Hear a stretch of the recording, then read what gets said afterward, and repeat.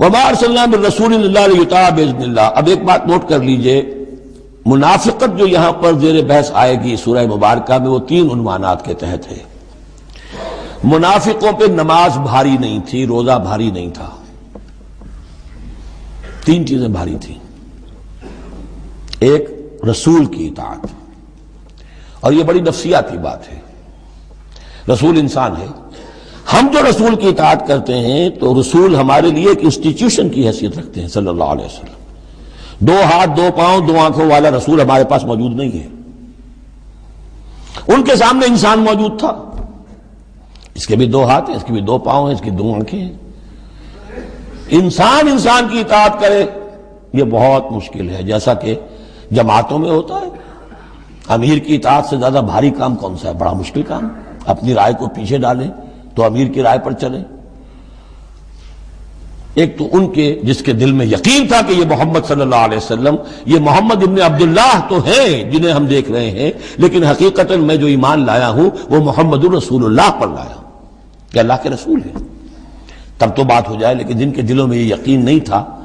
یا کمزور تھا، ان کے لیے حضور کی شخصی اطاعت بڑی بھاری تھی، بڑی کٹن تھی۔ یہ بعض مواقع پر وہ کہتے تھے کہ یہ جو کچھ کہہ رہے ہیں اپنے پاس سے کہہ رہے ہیں، کیوں نہیں سورت نازل ہو جاتی، کیوں نہیں آیت نازل ہو جاتی؟ اور سورہ محمد اسی انداز میں نازل ہوئی ہے کہ پھر اللہ نے کہا اچھا لو پھر یہ آیت ہم نازل کر دیتے ہیں قتال کی۔ وہ یہ کہتے تھے یہ محمد نے خود اپنی طرف سے اقدام کر دیا۔ دوسری چیز جو کٹن تھی وہ تو کٹن ہے قتال، اللہ کی راہ میں جنگ کے لیے نکلنا، خطرہ ہے، مرحلہ سخت ہے اور جان عزیز۔ اور تیسری چیز ہجرت۔ اب ہجرت میں منافقین مدینہ نہیں، منافق جو اور تھے گردا گرد کے اور مکے میں جو تھے ان کا ذکر آئے گا اب آگے۔ گھر بار چھوڑ کر، خاندان والوں کو چھوڑ کر نکل جانا آسان کام نہیں۔ اب سب سے پہلے اطاعت رسول، اس کی کیا اہمیت ہے۔ وما ارسلنا من رسول الا لیطاع باذن اللہ، تو ہم نے نہیں بھیجا کسی رسول کو مگر اس لیے کہ اس کی اطاعت کی جائے اللہ کے حکم سے۔ وَلَوْ أَنَّهُمْ ظَلَمُوا أَنفُسَهُمْ، اور اگر انہوں نے جب اپنے اوپر ظلم کیا تھا، انفسہم جاؤ کا، اگر وہ آتے اے نبی آپ کے پاس، فاستغفروا اللہ، اور اللہ سے بھی استغفار کرتے، واستغفر لهم الرسول، اور رسول بھی ان کے لیے استغفار کرتے اللہ سے، وجدوا اللہ توابا رحیما، تو وہ پاتے کہ اللہ تعالیٰ تو توبہ کا قبول فرمانے والا اور رحیم ہے۔ فلا وربک لا یؤمنون، تو نہیں، تیرے رب کی قسم، یہ ہرگز مومن نہیں ہو سکتے، حتی یحکموک فیما شجر بینہم، جب تک کہ یہ آپ کو حکم نہ مانے ان تمام معاملات میں جو ان کے مابین پیدا ہو جائے۔ کوئی چوائس نہیں ہے، جو بھی جھگڑا ہے، جو اختلاف ہے، جو بھی مسئلہ ہے، اس میں آپ کو حکم اگر نہیں مانتے تو تیرے رب کی قسم یہ مومن نہیں ہے۔ یہ انداز دیکھیے، اس کا جلال دیکھیے۔ فلا وربک لا یؤمنون حتی یحکموک فیما شجر بینہم ثم لا یجدوا فی انفسہم حرجا مما قضیت، اور پھر یہ کہ جو فیصلہ آپ کر دیں اس پر اپنے دل میں تنگی محسوس نہ کریں۔ اگر قبول بھی کر لیا لیکن کدورت کے ساتھ کیا، دل میں تنگی کے ساتھ کیا، تب بھی مومن نہیں ہے۔ وَيُسَلِّمُوا تَسْلِيمًا، اور سر تسلیم خم کریں جیسے کہ سر تسلیم خم کرنے کا حق ہے۔ بارک اللہ لی ولکم فی القرآن العظیم ونفعنی وإیاکم بالآیات والذکر الحکیم۔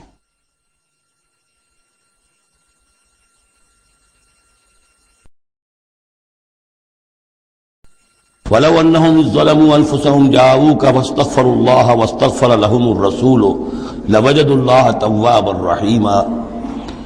فَلَا وَرَبِّكَ لَا يُؤْمِنُونَ حَتَّى يُحَكِّمُوكَ فِيمَا شَجَرَ بَيْنَهُمْ ثُمَّ لَا يَجِدُوا فِي أَنفُسِهِمْ حَرَجًا مِّمَّا قَضَيْتَ وَيُسَلِّمُوا تَسْلِيمًا۔ وَلَوْ أَنَّا كَتَبْنَا عَلَيْهِمْ أَنِ اقْتُلُوا أَنفُسَكُمْ أَوِ اخْرُجُوا مِنْ دِيَارِكُمْ مَا فَعَلُوهُ إِلَّا قَلِيلٌ مِّنْهُمْ وَلَوْ أَنَّهُمْ فَعَلُوا مَا يُوعَظُونَ بِهِ لَكَانَ خَيْرًا لَّهُمْ وَأَشَدَّ تَثْبِيتًا وَإِذًا لَّآتَيْنَاهُم مِّن لَّدُنَّا أَجْرًا عَظِيمًا وَلَهَدَيْنَاهُمْ صِرَاطًا مُّسْتَقِيمًا۔ صدق اللہ العظیم۔ جیسا کہ میں عرض کر چکا ہوں کہ منافقین پر جو سب سے زیادہ بھاری 3 چیزیں تھیں، ان میں سے سب سے پہلی اور عام طور پر اس کا صحیح اندازہ لوگوں کو نہیں ہے، وہ ہے اطاعت رسول۔ اللہ کی اطاعت وہ ایک کتاب کی اطاعت ہے۔ اللہ خود کوئی مشخص شخصیت کی حیثیت سے ہمارے سامنے موجود نہیں ہے، بالغیب ہے۔ ہمارے لیے رسول کی اطاعت بھی اس وقت اسی درجے میں ہے۔ رسول شخصاً ہمارے سامنے موجود نہیں ہے، یہ انسٹیٹیوشن ہے،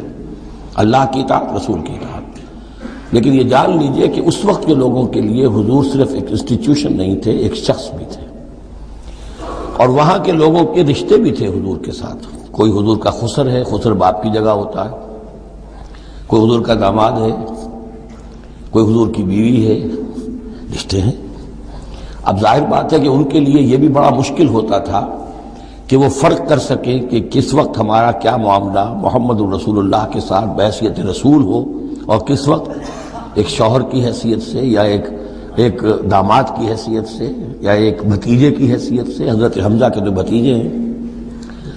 تو یہ تو معاملہ تھا مومنین صادقین کا، لیکن منافقین کا اس سے بڑھ کر معاملہ یہ تھا کہ ایک انسان کی اطاعت ہم کیوں کریں۔ اور یہی وہ چیز ہے کہ جو فتنہ انکار سنت اور انکار حدیث کی اصل جڑ اور بنیاد ہے۔ اباح کرتی ہے طبیعت، جیسے کہ ان عورت کی طبیعت اباح کرتی ہے کہ شوہر کی تابعداری کیوں کرے، آخر وہ بھی مکمل ہیومن بینگ ہے، مکمل انسان ہے، اس کے احساسات ہیں، تو آسان کام نہیں ہے کہ اس کو ریکنسائل کر سکیں۔ اسی طرح انسان کی اطاعت کرے، یہ بھی در حقیقت اس کو تسلیم کرنا، ذہناً ریکنسائل کرنا آسان نہیں۔ اور یہ چیز ظاہر بات ہے کہ جن کے دل میں یقین کھپ جاتا تھا ان کے لیے آسان ہو جاتی تھی، جن کے دلوں میں یقین کی کمی تھی وہ پھر قدم قدم پر ناکنگ کرتی تھی، ان کی گاڑی چل نہیں پاتے تھے۔ اب فرمایا وَلَوْ أَنَّا كَتَبْنَا عَلَيْهِمْ، اگر ہم نے ان پر یہ فرض کر دیا ہوتا أَنِ اقْتُلُوا أَنفُسَكُمْ کہ قتل کرو اپنے آپ کو، أَوِ اخْرُجُوا مِن دِيَارِكُمْ یا نکلو اپنے گھروں سے، مَا فَعَلُوهُ إِلَّا قَلِيلٌ مِّنْهُمْ نہ کرتے یہ کام ان میں سے مگر سوائے چند کے۔ وَلَوْ أَنَّهُمْ فَعَلُوا مَا يُوعَظُونَ اور اگر وہ کرتے جس چیز کی کہ ان کو نصیحت کی جا رہی ہے، لَكَانَ خَيْرًا لَهُمْ یہی ان کے لیے بہتر ہوتا، وَأَشَدَّ تَثْبِيتًا اور ان کی ثبات ایمان اور ثبات قلب اسی کے اندر ہوتی ہے۔ وَإِذًا لَآتَيْنَاهُم مِّن لَّدُنَّا أَجْرًا عَظِيمًا اور اس صورت میں ہم انہیں اپنے پاس سے بہت بڑا اجر دیتے۔ وَلَهَدَيْنَاهُمْ صِرَاطًا مُسْتَقِيمًا اور انہیں ہدایت فرما دیتے سیدھی راہ کی طرف۔ اس میں اکثر حضرات نے تو اس کو جو الفاظ ہیں ظاہری انہی پر محمول کیا ہے، اور اس میں بھی کوئی قباحت نہیں ہے۔ اللہ ہمارا خالق ہے، اگر اللہ حکم دے کہ اپنے آپ کو قتل کرو، خودکشی کرو، تو ہمیں کرنی ہوگی۔ اگر اللہ ہمیں حکم دے اپنے گھروں سے نکل جاؤ تو نکلنا ہوگا۔ تو اس میں ایک اشارہ یہ ہو سکتا ہے کہ جیسے جو تاریخ بنی اسرائیل میں ہم دیکھ آئے ہیں، وہاں یہ تھا کہ جن لوگوں نے بچڑے کی پرستش کی تھی ان کو جو مرتد ہونے کی سزا دی گئی تھی، اس کے لیے الفاظ یہی آئے تھے ان اقتلوا انفسکم، قتل کرو اپنے آپ کو۔ مراد یہ ہے کہ تم اپنے قبیلے کے ان لوگوں کو قتل کرو جنہوں نے اس گناہ کبیرہ کا ارتکاب کیا ہے۔ تو شاید چونکہ منافقین کا معاملہ چل رہا ہے، اور منافقین کے ساتھ اکثر و بیشتر ایسا ہوتا تھا کہ ان کے خاندان والے، رشتہ دار، ان کے گھرانے والے ان کے ساتھ شامل ہو جاتے تھے حمایت کے اندر۔ تو یہاں بتایا جا رہا ہے کہ بجائے اس کے کہ ان کی حمایت کرو، ہونا تو چاہیے اس کے بالکل برعکس، اور وہ یہ کہ تم اپنے اندر سے خود دیکھو کون ہیں کہ جو منافق ہیں، کہ جو اصل میں آستین کے سانپ ہیں۔ اگر اللہ تعالیٰ نے تمہیں حکم نہیں دیا ہے، اگر اللہ تعالیٰ یہ حکم بھی دے سکتا تھا کہ ہر قبیلہ، ہر گھرانہ اپنے ہاں کے منافقین کو خود قتل کرے، یہ تو حضرت عمر رضی اللہ تعالیٰ عنہ نے اپنی اس ایمان کی غیرت کے اندر، غیرت ایمانی کے اندر قتل کیا، اور اس پر انہیں غصہ آیا، اس لیے کہ بہرحال وہ ان کے اپنے خاندان کے لوگ تو نہیں تھے۔ لیکن یہ کہ اللہ تعالیٰ اگر یہ حکم دیتا تو یہ بھی تمہیں کرنا چاہیے تھا، لیکن یہ کہ اللہ کے علم میں ہے کہ تم میں سے بہت کم لوگ ہوتے کہ جو اس حکم کی تعمیل کر سکتے، اور اگر کل گزرتے ما یوعظون بہ لکان خیرا لہم واشد تثبیتا واذا لآتیناہم من لدنا اجرا عظیما ولہدیناہم صراطا مستقیما۔ اب اس کے بعد یہ اطاعت رسول کے موضوع پر جو عظیم ترین آیت ہے قرآن کی وہ آ رہی ہے۔ وَمَن يُطِعِ اللَّهَ وَالرَّسُولَ اور جو کوئی اطاعت کرے گا اللہ کی اور رسول کی صلی اللہ علیہ وسلم، فَأُولَٰئِكَ مَعَ الَّذِينَ أَنْعَمَ اللَّهُ عَلَيْهِمْ تو یہ وہ لوگ ہوں گے جنہیں معیت حاصل ہوگی ان کی جن پر اللہ کا انعام ہوا، اور وہ کون ہیں؟ من النبیین والصدیقین والشہداء والصالحین، یعنی انبیاء کرام اور صدیقین اعظام اور شہداء کرام اور صالحین، وحسن اولئک رفیقا،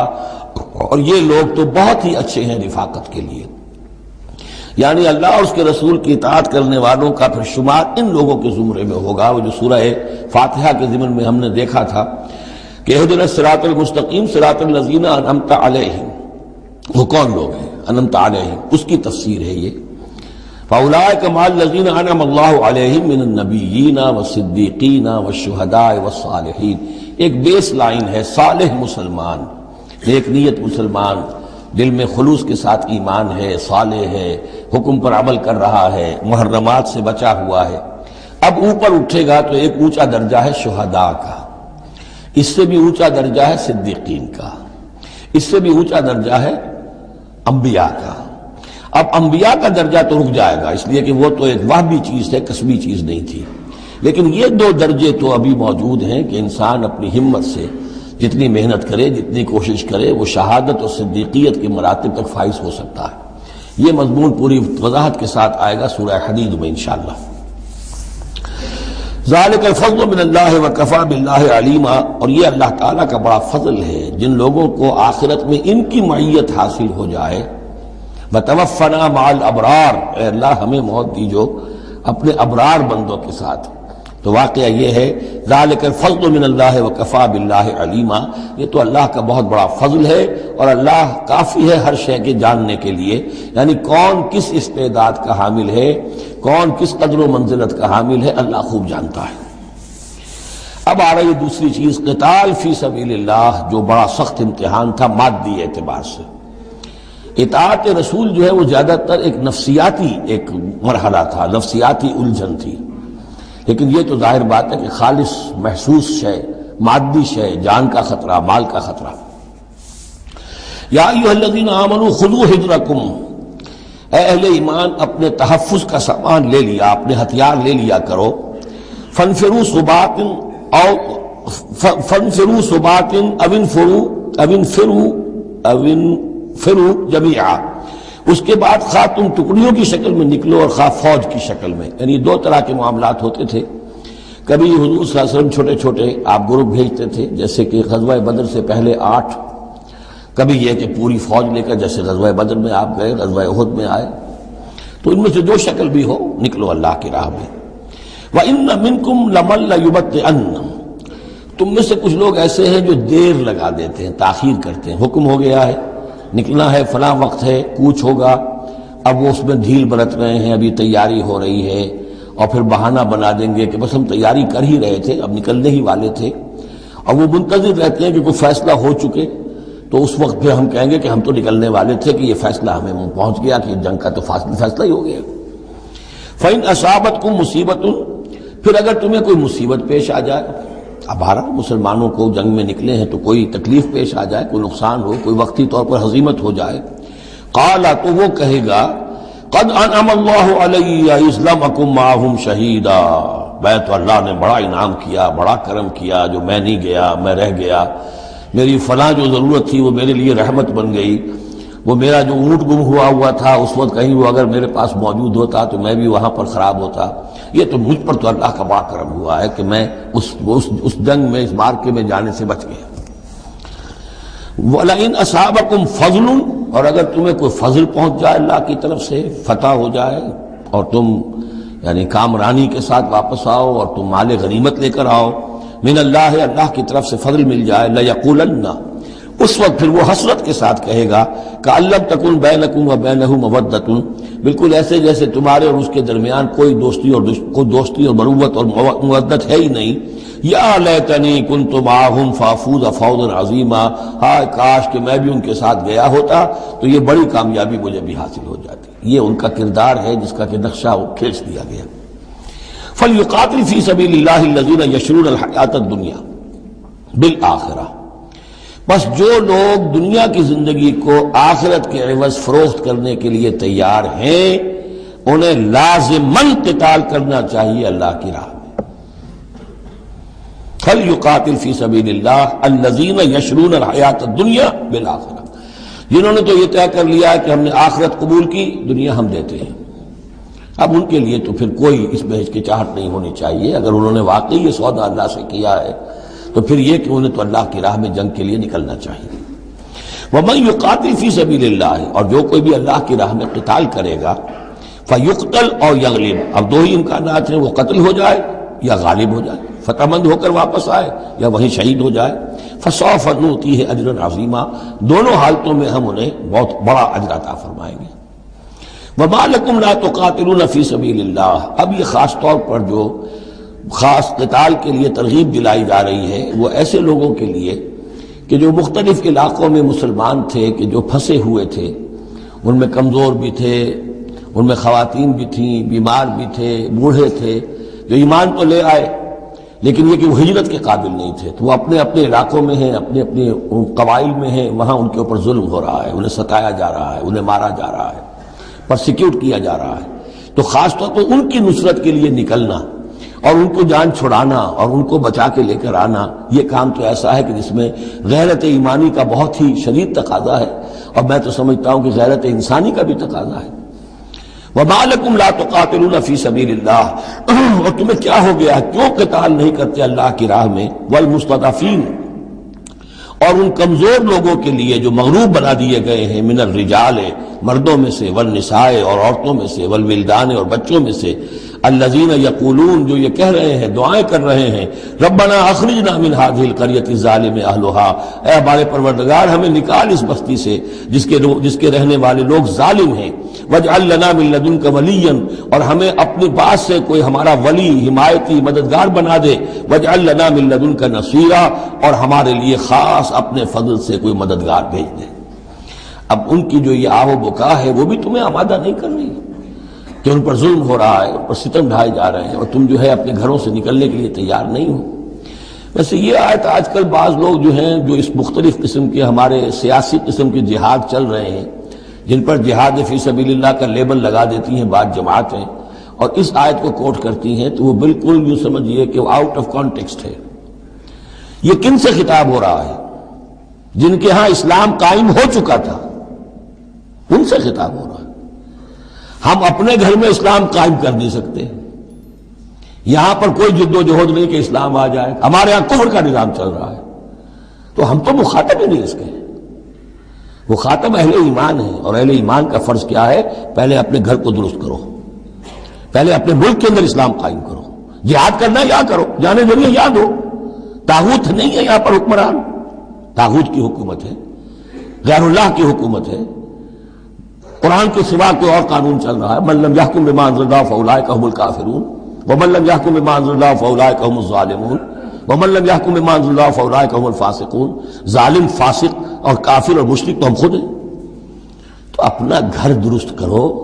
اور اس کے بعد پھر تمہاری جمعیت ہوگی، تمہارا نظم ہوگا، تمہاری قوت ہوگی۔ حکومت تمہاری دوستیاں کرتی پھرتی ہے ان لوگوں سے جن کے خلاف کہ تم جا رہے ہو اور اپنی جانیں دے رہے ہو۔ تو یہ آیت اپنی جگہ ہے، ہر چیز کو اس کے کانٹیکسٹ کے اندر رکھنا چاہیے۔ الذین آمنوا یقاتلون فی سبیل اللہ، جو لوگ ایمان والے ہیں وہ قتال کرتے ہیں اللہ کی راہ میں۔ والذین کفروا یقاتلون فی سبیل الطاغوت، اور جو لوگ کافر ہیں وہ بھی قتال کر رہے ہیں، جنگ تو وہ بھی کر رہے ہیں، ابو جہل بھی تو لشکر لے کر آیا تھا، وہ طاغوت کی راہ میں قتال کر رہے ہیں۔ فقاتلوا اولیاء الشیطان، تو قتال کرو، جنگ کرو شیطان کی ساتھیوں سے، شیطان کے حمایتیوں سے، حزب الشیطان سے۔ ان کید الشیطان کان ضعیفا، یقیناً شیطان کی چال بڑی کمزور ہے، دکھائی دیتی ہے بڑی زوردار، بڑی باروب، لیکن یہ کہ اگر مرد مومن کھڑے ہو جائیں تو پھر اس کے اندر معلوم ہو جاتا ہے کہ پھسپسی چال ہے۔ الم تر الی الذین قیل لهم کفوا ایدیکم واقیموا الصلاۃ وآتوا الزکاۃ، ذرا تم نے دیکھا نہیں ان لوگوں کی طرف جن سے کہا گیا تھا کہ اپنے ہاتھوں کو بندھے رکھو، روکے رکھو، اور نماز قائم کرو اور زکوٰۃ دو۔ یہ ہے کہ جو مکے کے اندر حکم تھا 12 برس تک، مکے میں جب مسلمانوں پر ظلم و ستم توڑا جاتا تھا، انہیں ستایا جا رہا تھا، تو بہت سے مسلمان تھے جوش میں بھی اور یقیناً خلوص کے ساتھ ہوش مند ہو کر بھی کہ ہمیں اپنے ان بھائیوں کی مدد کرنی چاہیے۔ اب یہ سمیہ ہمارے سامنے جو ہے، جو کچھ ہو رہا ہے اس کے ساتھ ہماری نگاہوں کے سامنے، یاسر کے ساتھ جو کچھ ہو رہا ہے، حضور ابھی اجازت دیجیے، آخر ہم جو ہے ہم نامرد نہیں ہیں، ہم بے غیرت نہیں ہیں، ہم بزدل نہیں ہیں، لیکن اجازت نہیں تھی۔ یہ منہج انقلاب نبوی کا ایشو ہے۔ اس وقت حکم یہ تھا اپنے ہاتھ تھامے رکھو، نغمہ ہے بلبل شوریدہ تیرا خام ابھی، اپنے سینے میں اسے اور ذرا تھام ابھی، ایک وقت آئے گا تمہارے ہاتھ کھول دیے جائیں گے، ابھی کفو ایدیکم۔ لیکن یہاں سوال پیدا ہوتا ہے، الم تر الی الذین قیل لہم کفو ایدیکم، یہ فعل مجہول ہے، کہا کس نے تھا؟ مکی قرآن میں یہ آیت موجود نہیں ہے، وہاں بھی یہ حکم تھا محمد الرسول اللہ صلی اللہ علیہ وسلم کا، حضور نے روکا۔ یہ آیت تو اتر رہی ہے مدنی قرآن میں، سورہ نساء میں، تو معلوم ہوا کہ اس وقت بھی وہ حضور کا حکم تھا جس کو کہ اللہ نے وہ اون کیا ہے، اللہ کی طرف سے تھا یہ۔ تو وہی یہ جلی تو ہوتی ہے، وہی یہ خفی بھی ہوتی ہے، یا حضور کے جس اجتہاد کو اللہ تعالیٰ اس کو تقریر کہیں گے، جیسے حضور کی حدیث ہم کہتے ہیں ایک آپ کا قول ہے، ایک فعل ہے، ایک تقریر ہے۔ کوئی کام آپ کے سامنے کیا گیا، آپ نے اسے روکا نہیں، تو گویا کہ ایک طرح سے آپ کی طرف سے ریکگنیشن مل گئی کہ وہ بھی جائز ہے، یقیناً غلط ہوتا تو حضور روک دیتے۔ اسی طرح اللہ تعالیٰ کی کتاب ہے، وحی جلی ہے، وہ آ رہی ہے، لیکن حضور کا وحی خفی بھی ہے حضور کو جو آ جاتی ہے، اور ایک یہ کہ حضور خود اجتہاد کر رہے ہیں، اس کو اگر اللہ نے روکا نہیں تو گویا اللہ کی تقریر ہو گئی، اور وہ بھی اللہ ہی کی طرف سے ہو گیا، اور وہ بھی گویا کہ اللہ نے اون کر لیا۔ تو اب یہ بھی ہو سکتا ہے کہ وحی خفی کے ذریعے سے اللہ نے مکی دور میں حضور کو یہ حکم دیا ہو کہ جو ہے یہاں نقل ہوا ہے، اور یہ بھی ہو سکتا ہے یہ حضور کا اپنا اجتہاد ہو اور اس کو اللہ تعالیٰ نے قبول کیا ہو۔ الم تر الی الذین قیل لہم کفوا ایدیکم واقیموا الصلاۃ وآتوا الزکاۃ، اب یہاں محذوف ہے، اس وقت تو کچھ لوگ بڑے زور شور سے کہتے تھے ہمیں اجازت ہونی چاہیے ہم جنگ کریں، لیکن اب کیا حال ہوا؟ فلما کتب علیہم القتال، جب ان پر جنگ فرض کر دی گئی، اذا فریق منہم یخشون الناس کخشیۃ اللہ او اشد خشیہ، تو اب یہ دیکھنے میں آ رہا ہے کہ ان میں سے کچھ لوگ انسانوں سے اس طرح ڈر رہے ہیں جیسے اللہ سے ڈرنا چاہیے، بلکہ اس سے بھی زیادہ ڈر رہے ہیں۔ اب ظاہر بات ہے یہ وہ مکے کے مہاجرین نہیں ہیں، یہ اصل میں وہی منافقین مدینہ جو ہے ان کا حال ہے، لیکن کنٹراسٹ دکھانے کے لیے جو اس دور کی بات تھی اس کے مقابلے میں اس کو لے آیا گیا کہ اصل ایمان تو وہ تھا، اور یہ جو کچھ ہے شکل یہ تو پھر کمزوری ہے اور نفاق کی علامت ہے۔ وَقَالُوا رَبَّنَا لِمَا كَتَبْتَ عَلَيْنَا الْقِتَالَ، اور وہ کہتے ہیں کہ پروردگار یہ ہم پر تو نے کیوں فرض کر دی جنگ؟ لولا اخرتنا الى اجل قریب، ابھی اے پروردگار کچھ اور عرصے کے لیے، کچھ دیر کے لیے اور کیوں نہ مؤخر کیا اس کو۔ قل متاع الدنیا قلیل، اے نبی کہہ دیجئے دنیا کا ساز و سامان یہ بہت حقیر سی شے ہے، والآخرۃ خیر لمن اتقی، اور آخرت بہت بہتر ہے اس کے لیے جو تقوی کی روش اختیار کرے، ولا تظلمون فتیلا، اور تم پر دھاگا بھر بھی کوئی ظلم نہیں ہوگا، حق تلفی نہیں ہوگی، تمہارے جو بھی اعمال ہیں، انفاق ہے، قتال ہے، جو بھی اللہ کی راہ میں ایثار ہے، بھرپور تمہیں اس کا اجر و ثواب دے دیا جائے گا۔ اینما تکونوا یدرککم الموت، اب ظاہر بات ہے کہ قتال سے جی چرانے میں اصل سبب کیا تھا؟ موت کا خوف، اب اس کو کھولا جا رہا ہے جو ان کے دل کے اندر ہے۔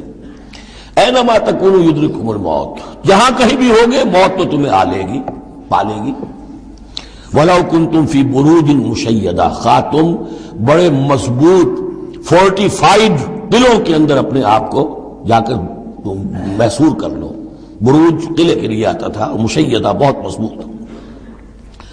وَإِن تُصِبْهُمْ حَسَنَةٌ يَقُولُوا هَٰذِهِ مِنْ عِندِ اللَّهِ، ان منافقین کا ایک اور طرز عمل دیکھیے، اگر مسلمانوں کو کوئی اچھی شے مل گئی، کوئی فتح ہو گئی، کوئی اور خیر آ گیا، حضور کی تدبیر کے اچھے نتائج نکل آئے، تو اسے حضور کی طرف منسوب نہیں کرتے تھے، کیا کہتے تھے؟ ان تصیبہم حسنۃ یقولوا ھذہ من عند اللہ، بڑا اللہ کا فضل ہوا، بڑا اللہ کا کرم ہوا، اللہ نے کیا ہے۔ وَإِن تُصِبْهُمْ سَيِّئَةٌ، اگر کوئی تکلیف آ گئی، کوئی مصیبت آ گئی، یقولوا ھذہ من عندک، اے محمد آپ کی وجہ سے ہوا یہ آپ نے یہ غلط اقدام کیا، آپ نے یہ فیصلہ کر لیا کہ کھلے میدان میں جا کے جنگ کریں گے، ہم نے تو مشورہ دیا تھا آپ کو، آپ کی بھی رائے یہی تھی کہ مدینے کے اندر محصور ہو کر جنگ کریں۔ خیر آ گئی تو اللہ کی طرف سے، اور اگر تکلیف آ گئی تو اے محمد آپ کی طرف سے۔ قل کل من عند اللہ، کہہ دیجئے یہ سب چیزیں، خیر ہو، شر ہو، تکلیف ہو، آسانی ہو مشکل ہو، جو بھی صورت میں سب اللہ کی طرف سے ہیں۔ فما لہؤلاء القوم لا یکادون یفقہون حدیثا، تو ان لوگوں کو کیا ہو گیا ہے کہ یہ کوئی بات بھی نہیں سمجھتے، ان کی مت بالکل ماری جا چکی ہے۔ اب یہاں جو اگلی آیت ہے اس کے بارے میں کافی قول ہیں، لیکن جو میرے نزدیک راجح ہے وہ میں بیان کر رہا ہوں کہ اس میں تحویل خطاب ہے۔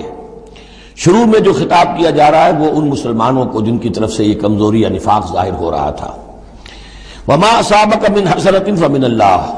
وما اصابک من سیئۃ فمن نفسک، دیکھو اے مسلمان، جو بھی کوئی خیر تمہیں ملتا ہے تمہیں یہی کہنا چاہیے اللہ کی طرف سے، اگرچہ خیر بھی اللہ کی طرف سے اور شر بھی اللہ کی طرف سے۔ یہ تو جو ہمارے ایمان کا ہے وہ ایمان مفصل، والقدر خیرہ وشرہ من اللہ تعالی والبعث بعد الموت، ہمارا ایمان اس پر ہے۔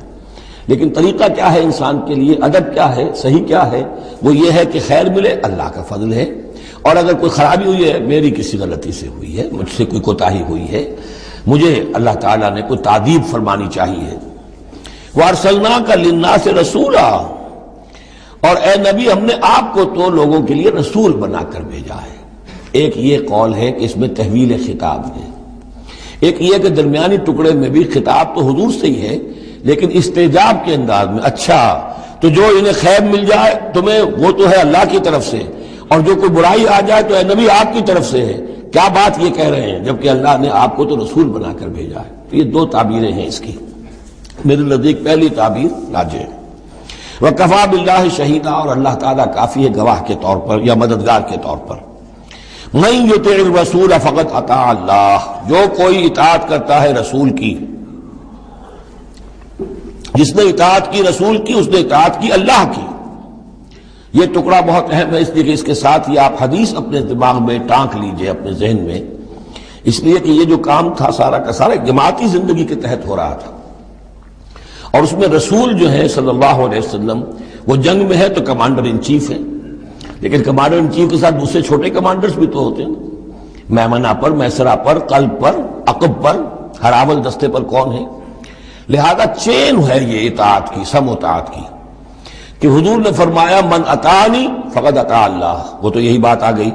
من یطع الرسول فقد اطاع اللہ، من اطاعنی فقد اطاع اللہ ومن عصانی فقد عصى اللہ، جس نے میری اطاعت کی اللہ کی اطاعت کی، جس نے میری نافرمانی کی اللہ کی نافرمانی کی۔ ومن اطاع امیری فقد اطاعنی، جس نے میرے مقرر کردہ امیر کی اطاعت کی اس نے میری اطاعت کی۔ ومن عصى امیری فقد عصانی، اور جس نے میرے معین کردہ امیر کی مخالفت کی یا اس کی نافرمانی کی اس نے میری نافرمانی کی۔ تو یہ چین چلے گی اوپر سے نیچے تک، جو بھی جماعت ہوگی، لشکر ہوں گے، اس میں جو ہے رینکس ہوں گے، اس میں کارڈرز ہوں گے، اسی طریقے سے یہ سم و طاعت جو ہے اس کی ایک زنجیر چلتی چلی جائے گی۔ ومن تولی فما ارسلناک علیہم حفیظا، اب جو اس سے منہ موڑ دیں، روگردانی کریں، تو اے محمد صلی اللہ علیہ وسلم ہم نے آپ کو ان پر داروغہ بنا کر یا ذمہ دار بنا کر نہیں بھیجا ہے، وہ پھر اپنا معاملہ اللہ کے ہاں جا کر وہ خود اس کا محاسبہ جو ہے فیس کریں گے۔ وَيَقُولُونَ طَاعَةٌ، اور ان منافقوں کا حال یہ ہے کہ آپ کے سامنے تو کہتے ہیں طاعہ، ٹھیک ہے آپ نے جو فرمایا قبول ہے، ہم اس پر عمل کریں گے۔ فَإِذَا بَرَزُوا مِنْ عِنْدِكَ، جب آپ کے پاس سے جاتے ہیں، بَيَّتَ طَائِفَةٌ مِّنْهُمْ غَيْرَ الَّذِي تَقُولُ، اور اب ان میں سے ایک گروہ جو ہے وہ جا کر ایسے مشورے آپس میں شروع کر دیتا ہے جو خلاف ہے اس کے جو وہ وہاں کہہ کر گئے ہیں۔ سامنے تو ہو گئی، بعد میں جا کر جو ہے ریشہ دوانی، سازش۔ واللہ یکتب ما یبیتون، اور اللہ لکھ رہا ہے، نامہ اعمال ان کا تیار ہو رہا ہے، وہ جو بھی مشورے کرتے ہیں۔ فاعرض عنہم، تو اے نبی ان سے اعراض کیجئے، ان کو دفع کیجئے، چشم پوشی کیجئے، یہ کوئی نقصان نہیں پہنچا سکیں گے۔ اس میں بھی مصلحت یہ ہے کہ ابھی ان کے خلاف اقدام کرنا خلاف مصلحت ہے۔ جیسے ایک دور میں فرمایا گیا کہ ابھی فاعفوا واصفحوا، ان یہودیوں کو ذرا ابھی ان کی شرارتوں پر نکیر نہ کیجئے، جو کہہ رہے ہیں صبر کیجئے، اس لیے کہ ابھی اسی کے اندر مصلحت ہے کہ ابھی یہ محاذ نہ کھولا جائے۔ اسی طرح ان کے بارے میں کہا کہ آرزنو، ابھی ذرا کچھ عرصے کے لیے، یہاں الفاظ تو نہیں ہے وہ عرصے کے لیے لیکن نتیجے کے طور پر، اس لیے کہ غزوہ تبوک کے بعد پھر حضور نے ان پر گرفت شروع کی، تو وقت آ گیا کہ اس کے بعد ان کے پردے چاک کر دیے گئے، جو پردے پڑے رہے تھے اب تک وہ پردے اٹھا دیے گئے تھے۔ فاعرض عنہم وتوکل اللہ، اور آپ اللہ پر توکل کیجئے، وکفی باللہ وکیلا، اللہ کافی ہے سہارے کے طور پر۔ یعنی ان کی یہ ریشہ دوانیاں، ان کے یہ مشورے، ان کی یہ سازشیں، یہ سب جو ہے پادر ہوا ہیں، اور یہ سب نسیہ منسیہ ہو جائیں گی، آپ فکر نہ کیجئے۔ افلا یتدبرون القرآن، تو کیا یہ لوگ قرآن پر تدبر نہیں کرتے؟ پڑھتے تو ہیں، میں نے آپ سے کہا نا نمازیں تو وہ پڑھتے تھے۔ جو بھی منافق تھا اسے اس وقت نماز تو پڑھنی پڑتی تھی، ورنہ تو مسلمان نہ مانا جاتا۔ آج تو مسلمان مانے جانے کے لیے نماز ضروری نہیں ہے، اس وقت تو ضروری تھی، بلکہ عبداللہ ابن ابی تو پہلی صف میں ہوتا تھا، اور جمعے کے روز تو خاص طور پر حضور کے خطبے سے پہلے کھڑا ہو جاتا تھا اور اعلان کرتا تھا، لوگوں توجہ سے سنو، یہ اللہ کے رسول ہیں، اپنی چودراہٹ کے اظہار کے لیے کہ میں یہاں کا چودھری ہوں۔ تو وہ نمازیں تو پڑھتے تھے، قرآن سنتے تھے، لیکن افلا یتدبرون القرآن، قرآن پر تدبر نہیں کرتے۔ یہ قرآن ان کے سروں پر سے گزر رہا ہے، یا ان کے ایک کان سے داخل ہو کر دوسرے کان سے نکل رہا ہے۔ وَلَوْ كَانَ مِنْ عِنْدِ غَيْرِ اللَّهِ، اگر یہ اللہ کے سوا کسی اور کے پاس سے آیا ہوتا، لَوَجَدُوا فِيهِ اخْتِلَافًا كَثِيرًا، تو اس میں بہت سے تضادات وہ پاتے۔ اس پر غور کرو گے، یہ بڑا مربوط کلام ہے، اس کا پورا فلسفہ جو ہے بہت منطقی طور پر مربوط ہے، اس کے اندر کہیں کوئی تضاد نہیں ہے۔ وَإِذَا جَاءَهُمْ أَمْرٌ مِّنَ الْأَمْرِ، انہی منافقین کا ایک اور روش، جب ان کے پاس کوئی خبر پہنچتی ہے کسی بات کی، من الامن او الخوف، امن کے بارے میں یا خوف کے بارے میں، کہیں سے خبر آ گئی کہ فلاں قبیلہ چڑھائی کرنے کی تیاری کر رہا ہے، حملہ کرے گا، اذاعوا بہ، تو وہ اس کو پھیلا دیتے ہیں، نشر کر دیتے ہیں، عام کر دیتے ہیں، تاکہ لوگوں میں خوف اور ہراس پیدا ہو جائے۔ یہ اسی سے اذاع کا لفظ آج کل بنا ہوا ہے، ریڈیو کو، نشر کو، براڈ کاسٹنگ کے لیے یہ لفظ ہے عربی کا، جدید عربی کا، اذاعۃ الجمہوریۃ المتحدۃ العربیہ، یہ جو ریڈیو ہے، جس radio of United Arab republic, یہ میں سنا کرتا تھا کبھی، شیخ عبد الباسط عبد الصمد کی قرات ہوا کرتی تھی مصر سے، تو وہ اذاعۃ الجمہوریۃ المتحدۃ العرب، تو یہ جو ہے وہ اذاع اب نشر کرنے کے لیے،